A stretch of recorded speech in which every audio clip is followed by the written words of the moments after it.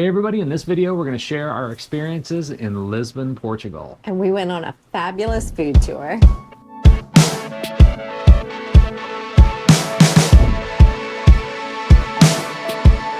Hey everybody, I'm Sean. And I'm Deb. And welcome back to the channel. So today we thought we would wrap up a little bit of our trip to Portugal and share with you some of our experiences while we were touring around Lisbon. We actually flew into Lisbon when we first arrived, but immediately took off and headed for Óbidos. And then just kind of toured around some different areas of Portugal. But then we knew eventually we'd be coming back to Lisbon to fly back out. For our last couple days. So we had planned on spending a couple days in Lisbon at the end of our tour. Which was strategic. We thought we would go like travel around, do all of our exercise, then come back and relax in Lisbon. Yeah, we did a lot in Lisbon. So to get back into Lisbon, we did cross over a suspension bridge, which is fairly famous or popular there. It's been compared to the Golden Gate Bridge just because of the suspension part. It kind of looks like it, maybe even has the same colors. Cool entrance going It is a into cool the entrance city. back into Lisbon. So we stayed in the let me see if I can say this right. Príncipe Real. Real district. And we stayed at a Marriott, which we quite often do for points. It was interesting. The Marriott was beautiful. It was a great property, but getting into the Marriott was an adventure in itself. So we actually couldn't find the Marriott, and we had our little Google map up, but it was tricky trying to find the entrance to the hotel. But we finally figured out it was an archway between two buildings, and it was a very archway narrow, with just the ability for one car to go through it. So it wasn't like this, like what you think of as a typical like Marriott hotel entrance. I think the reason we found it was because when we were looking on Google Maps, somebody took a picture and said this is the entrance. Is tough to find. We had to lap the block a few times.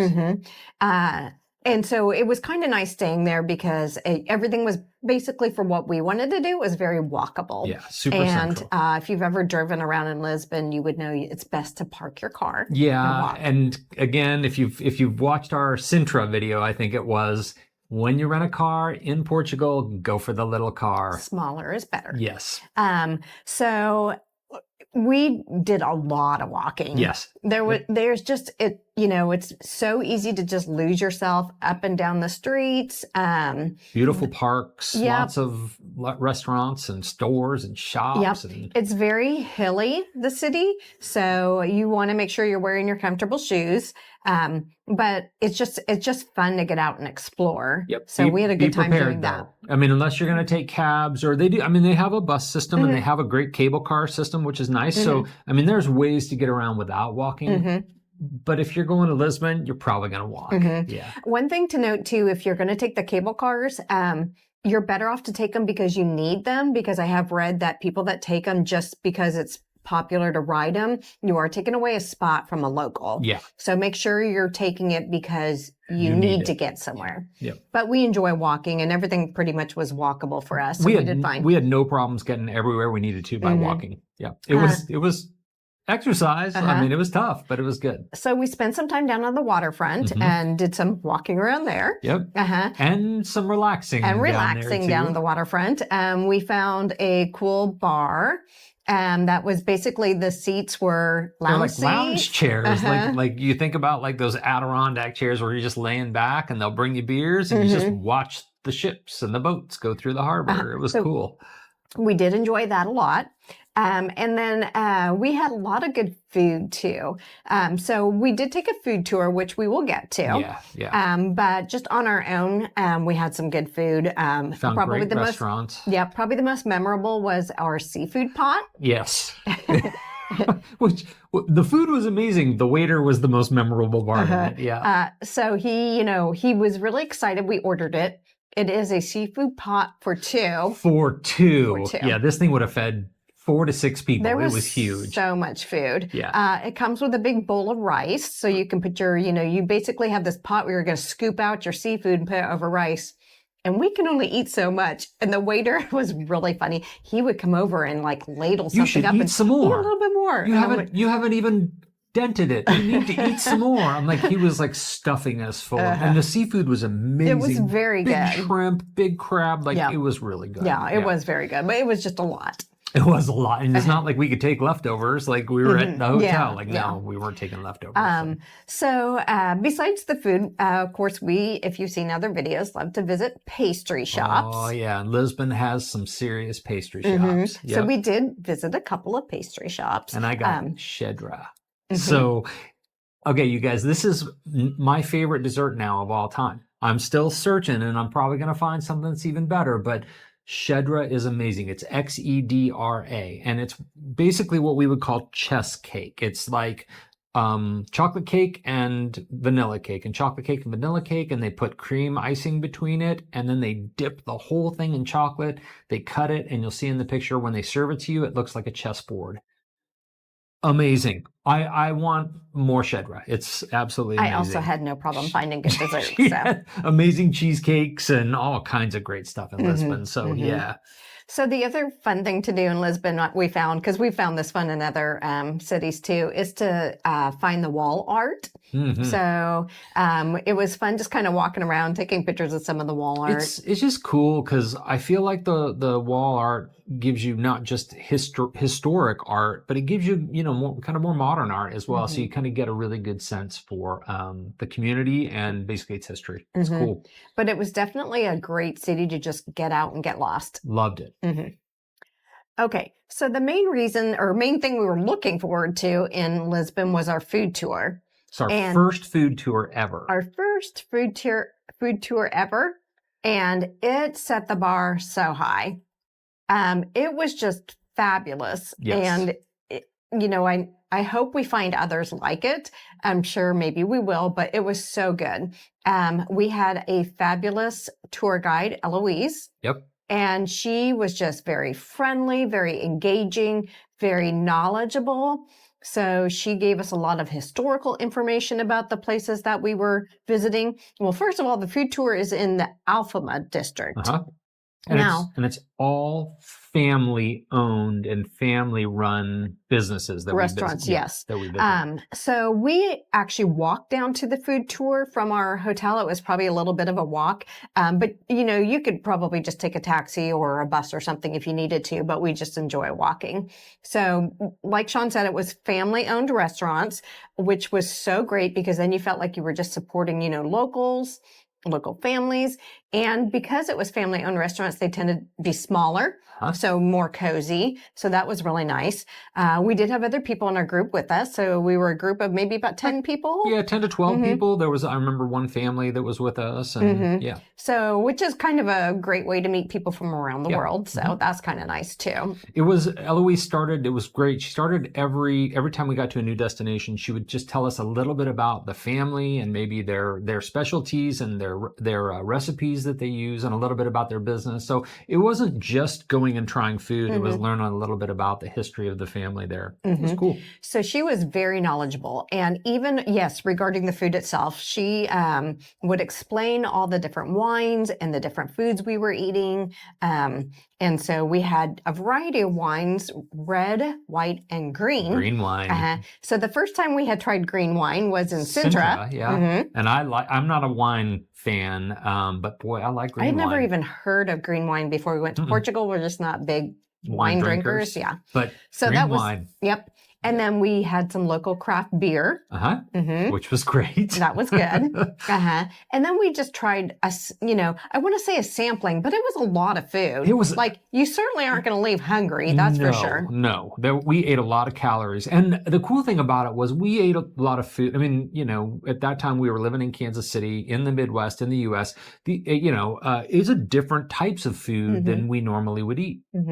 So we tried cod fritters, which were really good. And I'm not a fish person, and I really liked the cod fritters. We tried octopus.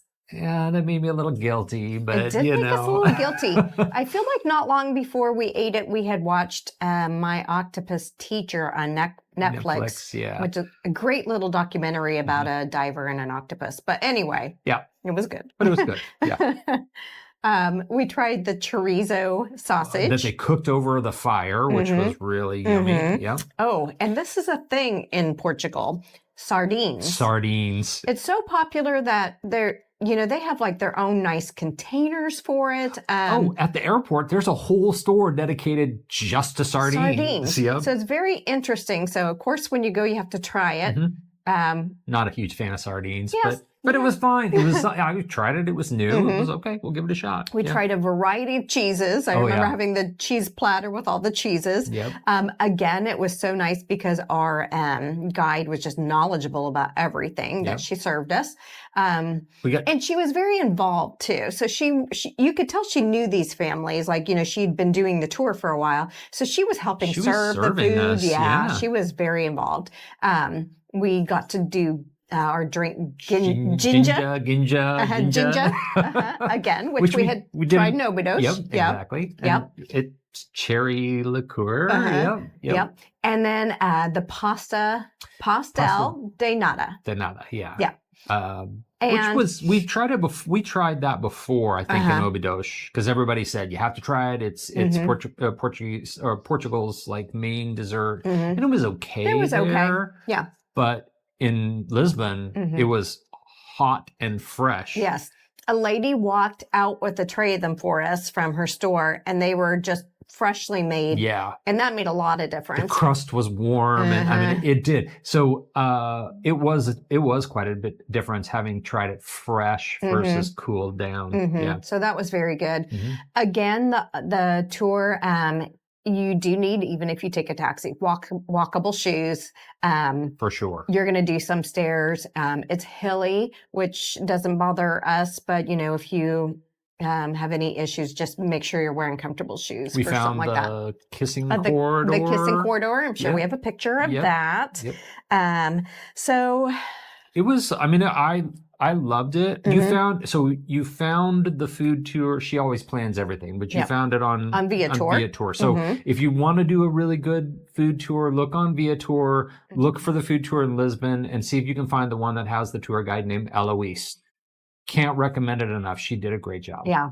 And it was our first food tour, but not our last. No, not our last. We've since done one and I think we'll do many more. I think we got one planned in Buenos Aires. Yep. So another one. Yep. So it was definitely a good experience overall. Yep.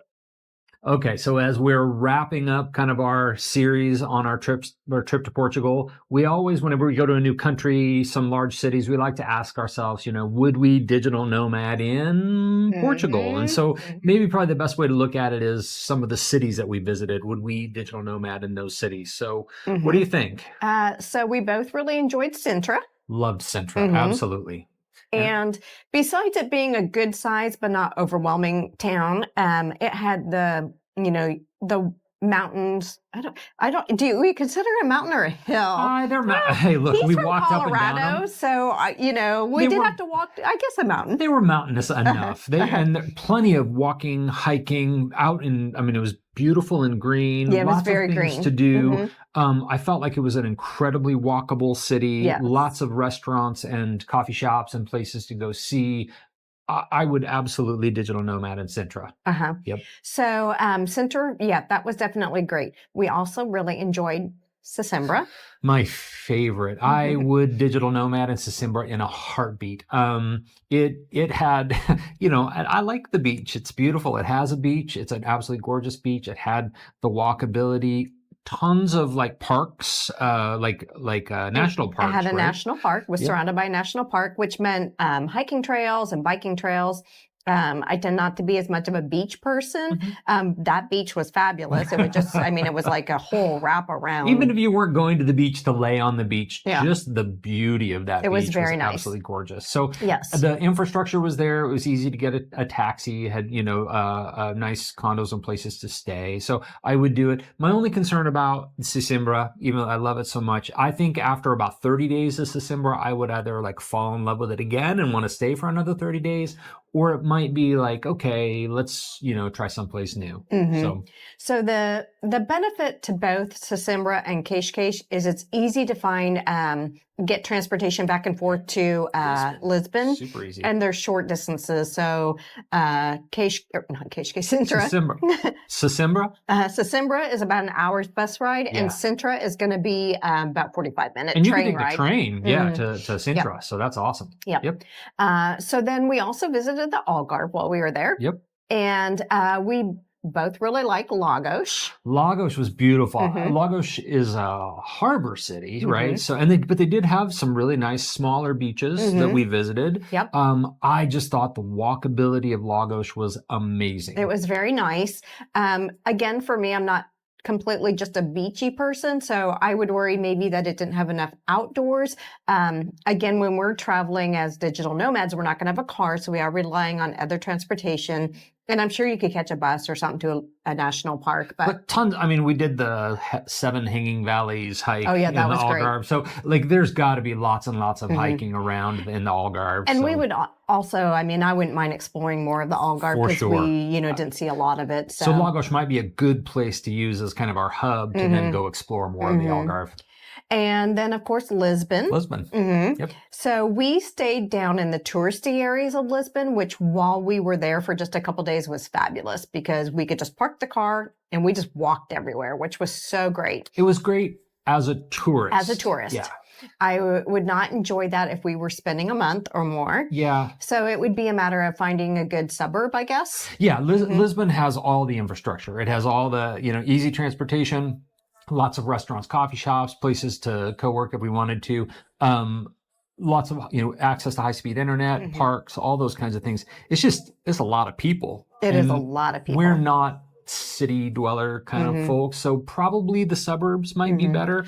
I will say all those places felt very safe too. Oh, yeah. Like in Lisbon, when we went on our food tour, we were walking back pretty late at night. Yep. And it was quite a distance from Alfama back to our... Probably a 45-minute walk. Yeah. And you never feel unsafe at all. It was just of course, you're in a touristy section too. So at that time of night, there's plenty of tourists still out walking around too. I have to say too, the people all around Portugal, I felt were super duper friendly.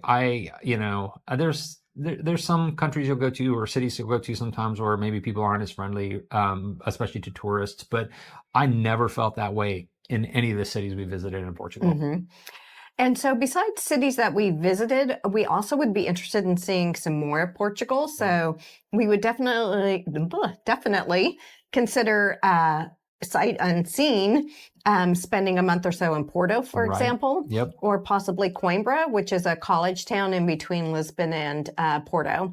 And both of those are going to be more affordable destinations than Lisbon, as would Sesimbra too, is more affordable than staying in Lisbon itself. That's something we have to think about all the time when we're digital nomading. Since we are working and we are on a budget, we have to think about, kind of what is maybe the most cost-effective place. Lisbon might be a little bit out of our price range, but some of the smaller cities around might be much more affordable. For sure. Yep.